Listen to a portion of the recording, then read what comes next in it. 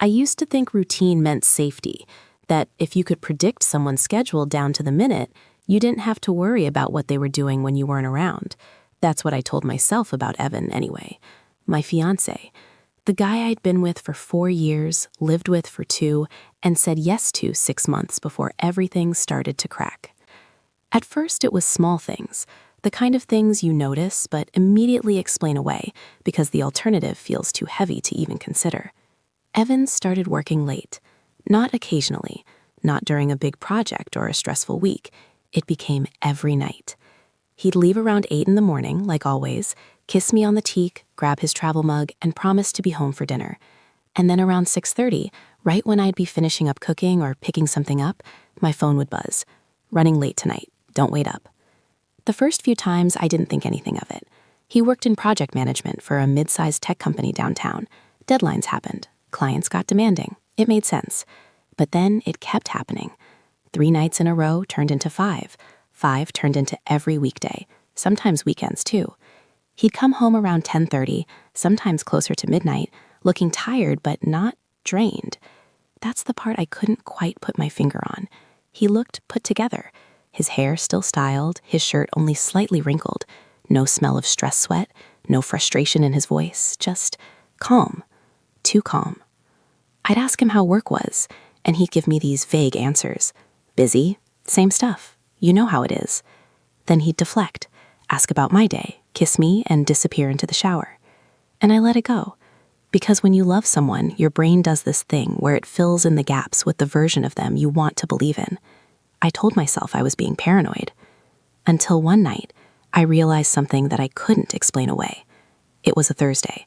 I remember because I had an early shift the next morning and was already in pajamas by 8. Evan had texted at 6:12 saying he'd be late again. I didn't respond right away. I was annoyed, honestly. Not even suspicious yet, just lonely. I decided to order takeout instead of eating the dinner I'd made. Sat on the couch, flipped through Netflix, trying not to feel like I was living alone. Around 9:30, I got up to grab my charger from the bedroom, and that's when I noticed his iPad sitting on the nightstand. We shared an Apple account, mostly out of convenience. Our calendars synced, photos backed up to the same cloud. I wasn't snooping, not at first. I just picked it up to move it, and the screen lit up. A notification banner popped up, a calendar alert. Dinner, 7 p.m. I froze, because Evan had told me he was stuck at work. I tapped the screen before I could stop myself. The calendar opened, and there it was, a recurring event, every Thursday. Dinner. No location, no notes, just that. I felt this weird tightening in my chest, like something was quietly snapping into place, piece by piece, even though I didn't want it to. I checked the previous weeks. Same thing. Every Thursday, sometimes Tuesdays too, always around 7. I stood there, in our bedroom, holding that iPad, feeling like I just stepped into a version of my life I didn't recognize. Still, I didn't confront him. I wish I could say I did, that I demanded answers right then, that I didn't let it drag out.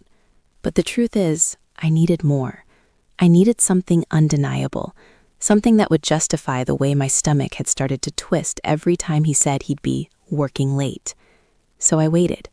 The next week, I paid attention. Monday, he stayed late, no calendar event. Tuesday, there it was again. Dinner, 7 p.m. He texted me at 6:05, same message, running late tonight. I responded normally, okay, drive safe. But inside, something had shifted. I started noticing everything. How he'd shower immediately when he got home, like he needed to wash the day off before I could get too close. How his phone was suddenly always face down on the counter. How he'd smile at texts, but angle the screen away from me just slightly. None of it was enough on its own, but together, it felt like a pattern I couldn't ignore anymore. By the time Thursday rolled around, I was already on edge. I didn't make dinner that night, didn't even pretend everything was normal. I just sat there, waiting. At 6:10, right on schedule, my phone buzzed. Hey, I'm gonna be late again, don't wait up. I stared at the message. Then I looked at the clock, then at the door, and something in me just decided. I grabbed my keys before I could talk myself out of it. I told myself I was being ridiculous, that I'd follow him, see him at his office, maybe catch him grabbing dinner alone or with coworkers, and I'd feel stupid, relieved even. That's what I expected. I got into my car and drove downtown, my hands gripping the wheel tighter than I realized. His office building wasn't far, maybe 15 minutes with traffic. I'd been there before, dropped off lunch for him once or twice. I parked across the street and waited. 7 o'clock came, then 7:10, then 7:20. No sign of him. I checked the building entrance, the parking garage, the sidewalk. People were leaving, heading home, laughing, talking on their phones, but not him. My chest started to feel tight again, because if he wasn't at work, then where was he? I almost left. I actually started the engine, telling myself this was enough, that I didn't need to go any further. And then I saw his car. It pulled out of the garage, merging into traffic right in front of me. I froze for a second, then instinct took over. I turned off my headlights and waited a few seconds before pulling out behind him, trying to keep enough distance that he wouldn't notice. My heart was pounding so hard it felt like it was in my throat. This was insane. I wasn't the kind of person who followed people. I wasn't suspicious or jealous or controlling. At least, I didn't think I was. But in that moment, I couldn't stop. He didn't drive home. That's when I knew. Because no matter how late he worked, no matter how tired he was, he always came home. Except tonight. He took a right turn onto a street that led away from our apartment, then another, then onto the freeway. I followed him the entire time, my hands shaking, my mind racing through every possible explanation that didn't involve what I was starting to believe. Maybe he was meeting a client. Maybe a coworker needed help. Maybe he exited near a part of town we never went to. Not dangerous, just different. Quieter, more residential, but with these small clusters of restaurants and bars tucked between apartment buildings. He pulled into the parking lot of a place I didn't recognize, a low-lit restaurant with a patio and string lights hanging overhead. I parked across the street, my pulse hammering in my ears. I watched him get out of the car.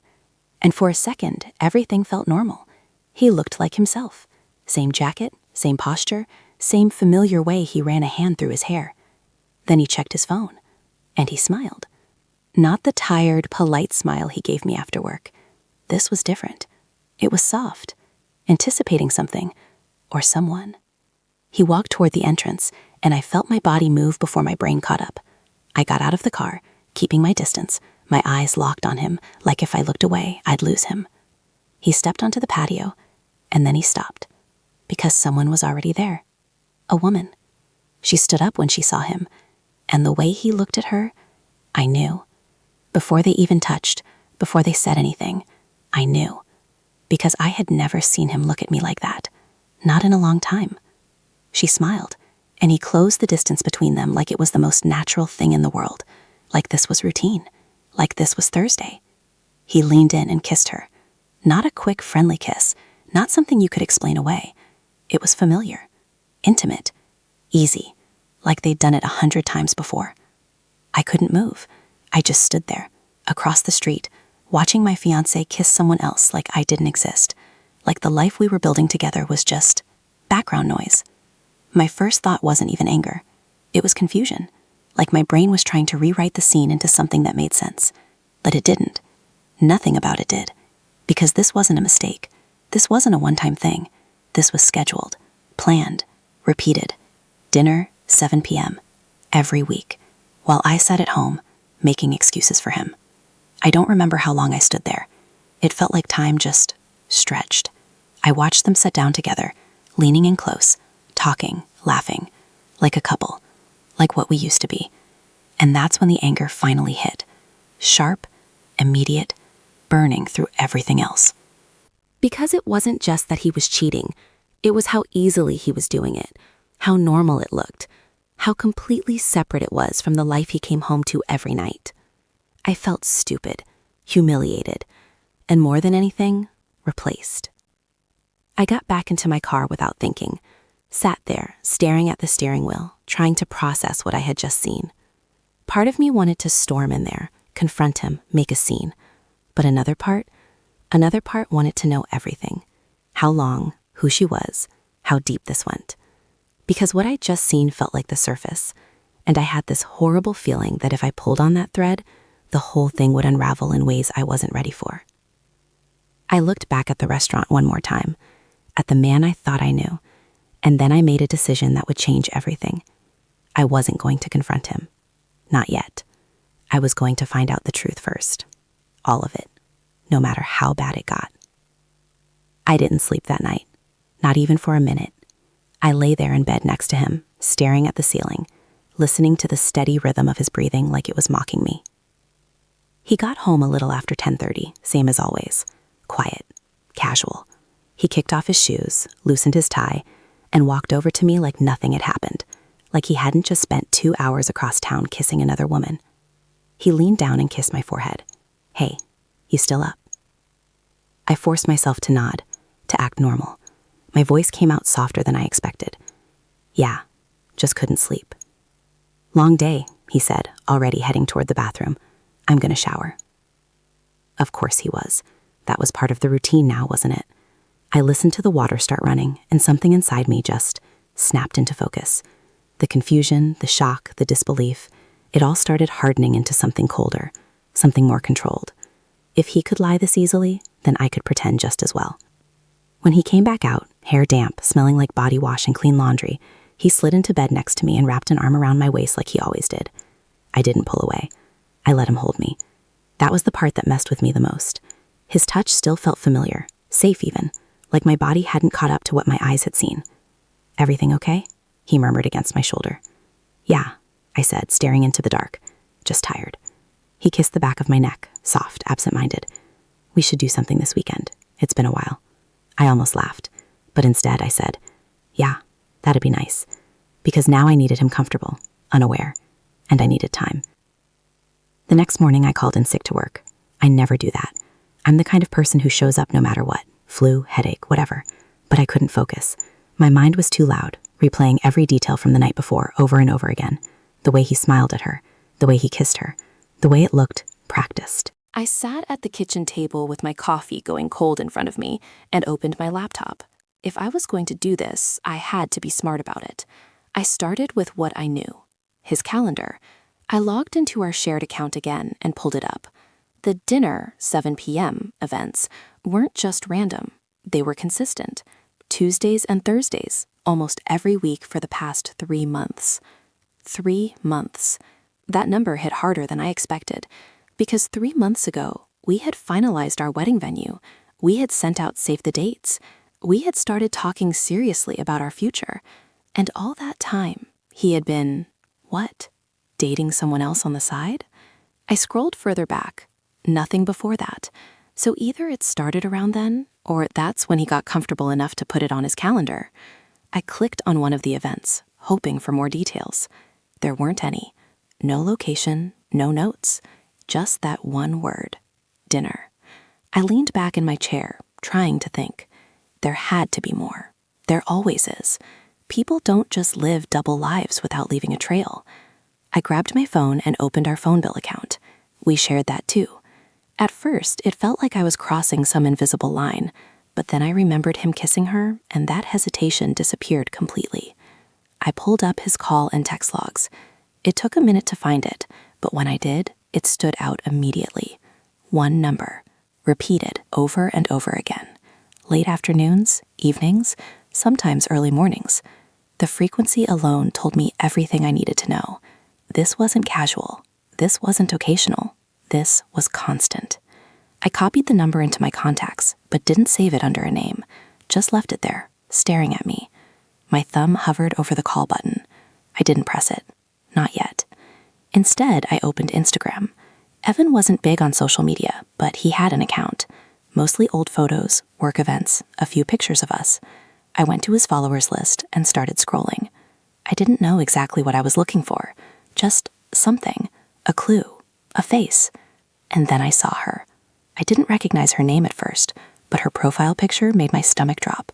It was her. The woman from the restaurant. Same hair, same smile, same face I'd watched him kiss. Her account was public. I clicked it, and suddenly I was stepping into a world I didn't know existed. Her name was Lauren. She lived in the same city. Her posts went back years, but I focused on the recent ones. There were pictures at restaurants I recognize now. That same patio with the string lights. A couple of bars in that area. Photos of drinks across someone who wasn't in the frame. Captions like favorite night of the week and needed this tonight. No tags, no faces. But now I knew who was on the other side of that table. I kept scrolling, and then I found it. A picture from about a month ago. It was subtle, easy to miss if you didn't know what you were looking for. A shot of 2 wine glasses on a table. And in the reflection of the window behind them, you could see him, Evan, sitting across from her. My heart started racing again, but this time it wasn't just anger. It was something sharper, because this wasn't hidden as well as he thought. It was sloppy, careless, like he didn't think anyone was looking, or like he didn't care. I clicked through her tagged photos.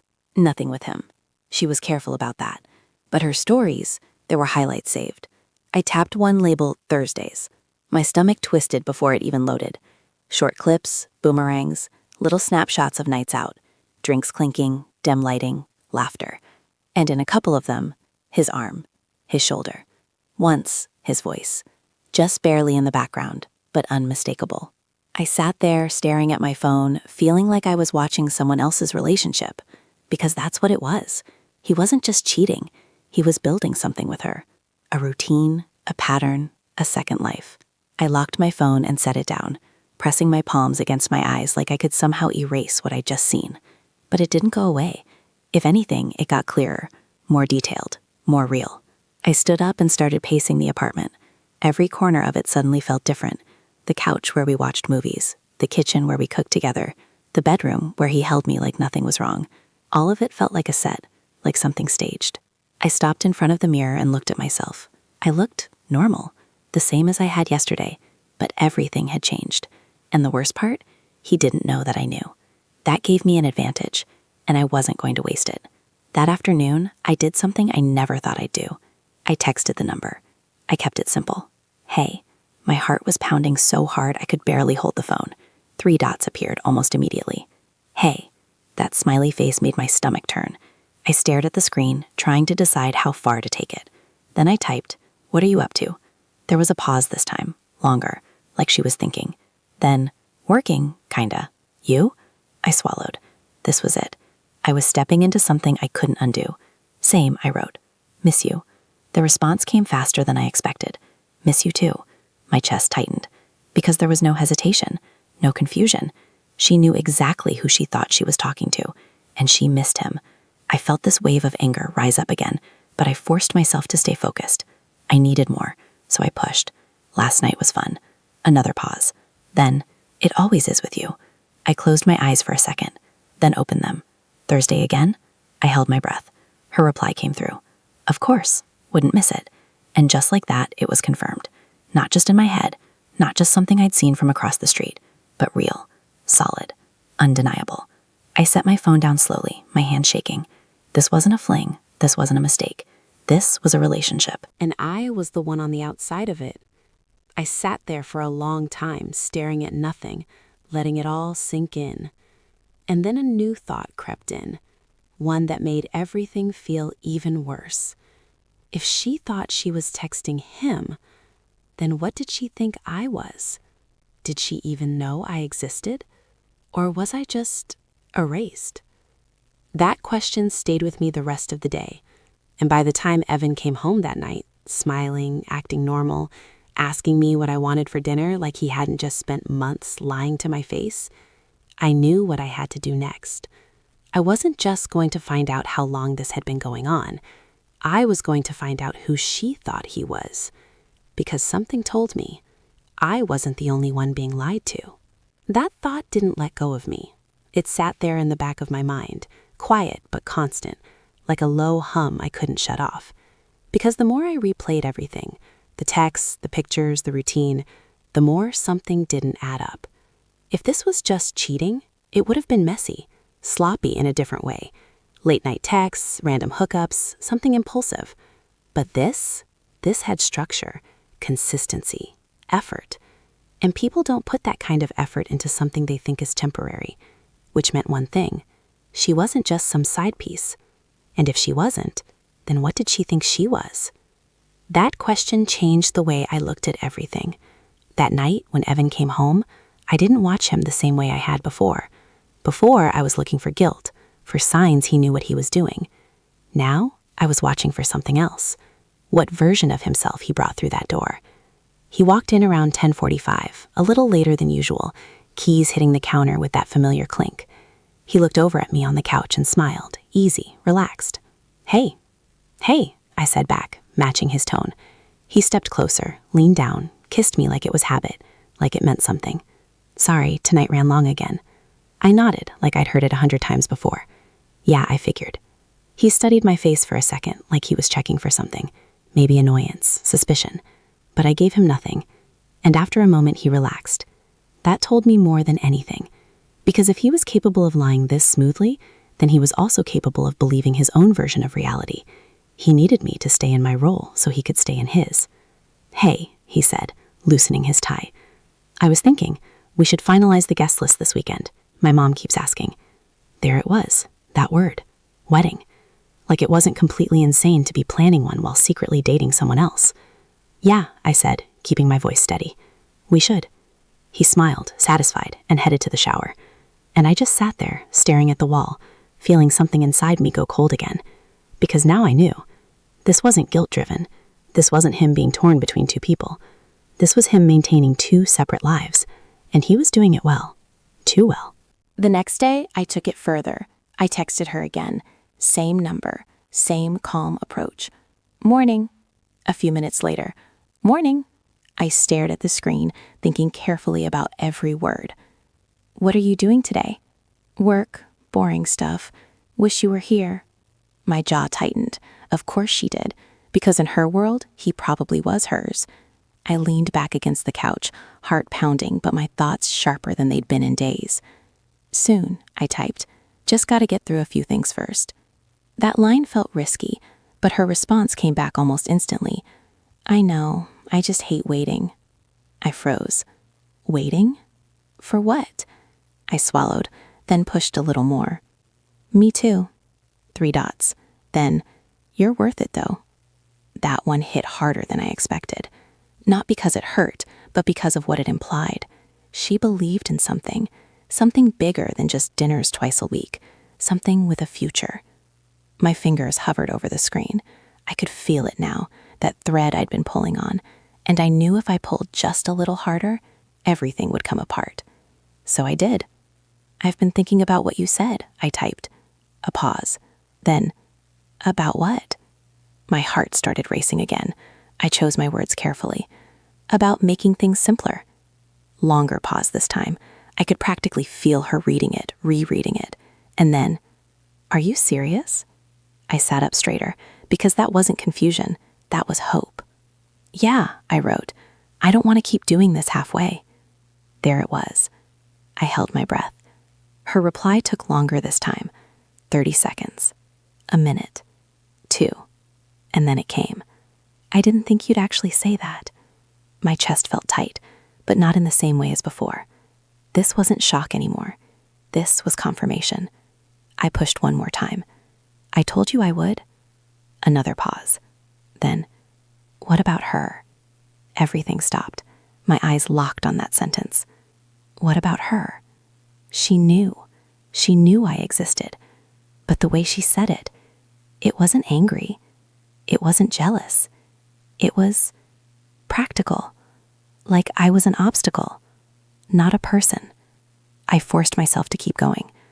I'll handle it, I typed. 3 dots. Then, you've been saying that for weeks. Weeks. I stared at the word like it was burning into the screen. Weeks. Not days. Not recently. This had been building. They had been talking about me, planning around me, waiting me out. I felt something shift again inside my chest, but this time it wasn't confusion or even just anger. It was clarity. Cold, sharp clarity. Because now I could see it. He wasn't stuck between two lives. He was transitioning from one to the other, and I was the one being phased out. I typed back slowly. I know. I just needed time. Her response came quicker now. I get that. I just don't want to feel like a secret forever. I almost laughed at that, because from where I was sitting, she wasn't the secret. I was. Thursday, I wrote. We'll talk. There was no hesitation this time. Okay, I'll be there. I set my phone down, staring at the conversation, letting it sink in. Thursday, 2 days away. The same place, the same routine. Except this time, I wouldn't just be watching from across the street. That night, when Evan came home, something felt different. Not because he changed, but because I had. He walked in, smiling, loosening his tie, asking about my day like always. But now I could see the gaps, the rehearsed parts, the way he filled silence with normalcy. "Hey," he said, dropping his keys. "I might be late Thursday again. Big client thing." I looked at him, really looked at him, at the man I had planned to marry, at the man who was actively planning to replace me, and I smiled. "Yeah," I said. "I figured." He paused for just a second, like something about that answer registered differently. But then he nodded, relaxed again. "Cool, cool." That word echoed in my head long after he walked away, because to him, everything was still under control, still manageable, still working. And that was exactly why Thursday was going to break everything. I didn't feel nervous anymore. I didn't feel unsure. I felt ready. Not for closure, not for answers, but for truth. The kind you can't explain away, the kind you can't come back from. And for the first time since I saw them together, I wasn't imagining what might happen. I knew, because I was the one setting it up. Thursday night, 7 p.m., dinner. Except this time, he wouldn't be the only one showing up.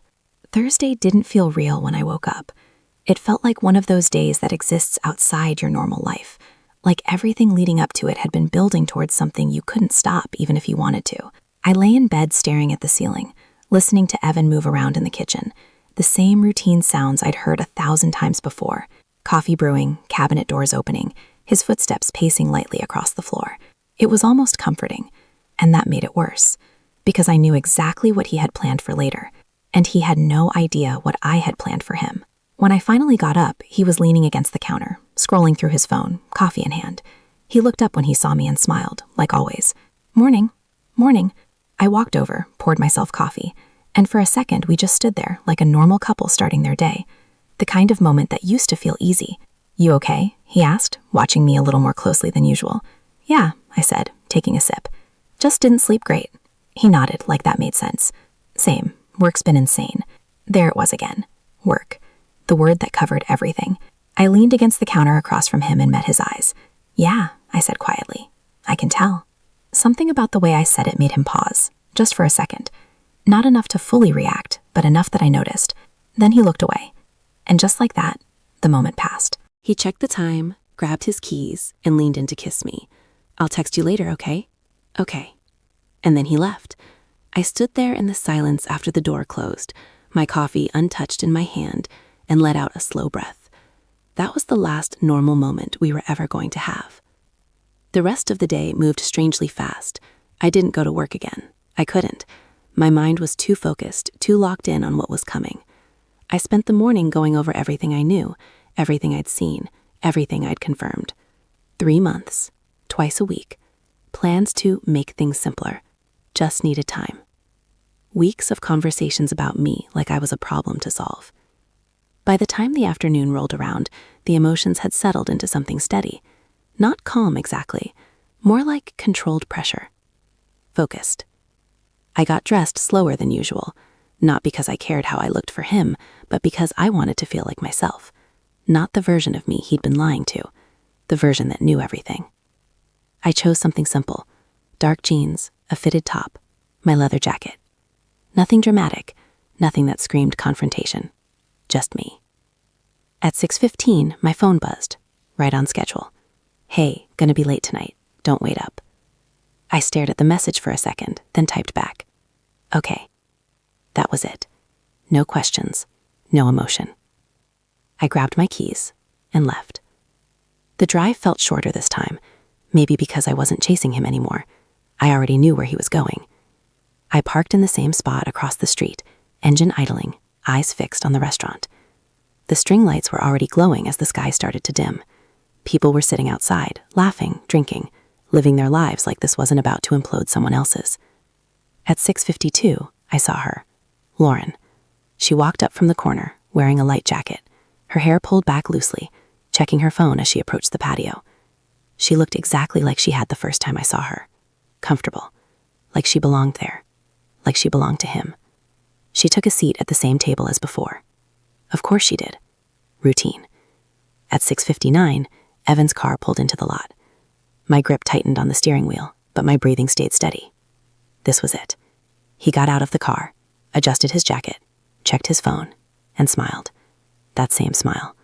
The one that wasn't for me anymore. He walked toward the patio, and I waited exactly 10 seconds before getting out of my car. Not too fast, not too slow. I crossed the street, my eyes locked on the entrance, my heart beating hard, but even.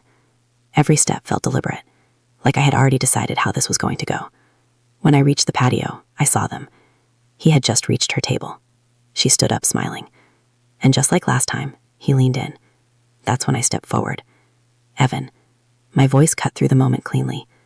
Not loud, not shaky, just there. He froze, like his body hadn't caught up to what he just heard. Slowly, he turned. And when he saw me, I watched everything drain out of his face. Confusion, then recognition, then something closer to panic. What are you doing here? He asked, his voice already cracking under the pressure. I didn't answer right away. I let the silence sit. Let Lauren look between us, her smile fading, her eyes narrowing slightly, because now she was seeing it too, the disconnect. I think the better question, I said calmly, looking at him, is what are you doing here? He opened his mouth, but nothing came out. No excuse, no quick recovery, just blank shock. I shifted my gaze to her. Up close, she looked different somehow. Not because she changed, but because now I knew who she was, or at least who she thought she was. Hi, I said, my voice still steady. You must be Lauren. Her eyebrows pulled together. Yeah? Who are you? There it was, that question. Simple, loaded. I looked back at Evan for just a second. He shook his head slightly, like he was trying to stop something that had already started. Too late. I turned back to her. I'm his fiancé. The word landed exactly the way I expected it to, like a drop into still water. The silence that followed felt heavy, immediate. Lauren's expression didn't explode the way you'd expect. It didn't turn into anger or denial right away. It shifted, like something was rearranging itself in her head, slowly, carefully. What? She said, quieter now. I didn't break eye contact. We've been together for 4 years, I said. We live together. We're getting married in a few months. Each sentence felt like placing something solid on the table, something undeniable. I could feel Evan next to me now, tense, breathing uneven. Stop, he muttered under his breath. But I didn't even look at him, because this wasn't about him anymore. This was about truth. Lauren looked at him, really looked at him, and I watched it happen, the realization, not all at once, but piece by piece. You told me, she started, her voice tightening. You said you were ending things. There it was, ending things. Not already committed, not engaged, ending things. I felt something twist in my chest, but I kept my face steady. He ran a hand through his hair, pacing slightly now, like he was trying to find an exit that didn't exist. This isn't how it looks, he said, the most predictable line in the world. Lauren let out a short, sharp laugh. Really? She said. Because it looks exactly like you've been lying to both of us. That was the moment everything broke, not because of what I said, but because of what she understood. He looked between us, trapped now in something he couldn't control, and for the first time since I'd known him, he didn't have an answer. No script, no version of reality to smooth it over, just the truth, ugly and exposed. I took a step back, not because I was done, but because I didn't need to be in the middle of it anymore. They looked at each other now. Two people realizing they'd been living inside the same lie from different sides. You said she knew, Lauren said, her voice rising now. You said it was basically over. I closed my eyes for half a second. Of course he did. Of course that's how he justified it. I was going to tell you, he stammered, looking at me now. I just needed time. Yeah, I cut in quietly. You said that. Both of them went still. Because now they knew. I had seen everything, read everything, understood everything. I looked at him one last time, and what I felt wasn't love anymore, or even anger. It was something emptier, like whatever I had for him had burned out completely. You don't need more time, I said. My voice didn't shake, it didn't break. It just was, because you don't have me anymore. That landed harder than anything else I'd said. I could see it in his face, because that was the one outcome he hadn't prepared for. Not really, not fully. I turned away before he could respond, before he could try to fix it, explain it, reshape it into something manageable again. I walked back across the street, each step lighter than the last. Behind me, I could hear voices rising, overlapping. Confusion, anger, questions. But I didn't stop. I didn't look back. Because whatever they were to each other now, it wasn't my life anymore. And for the first time in weeks, I felt like I could finally breathe.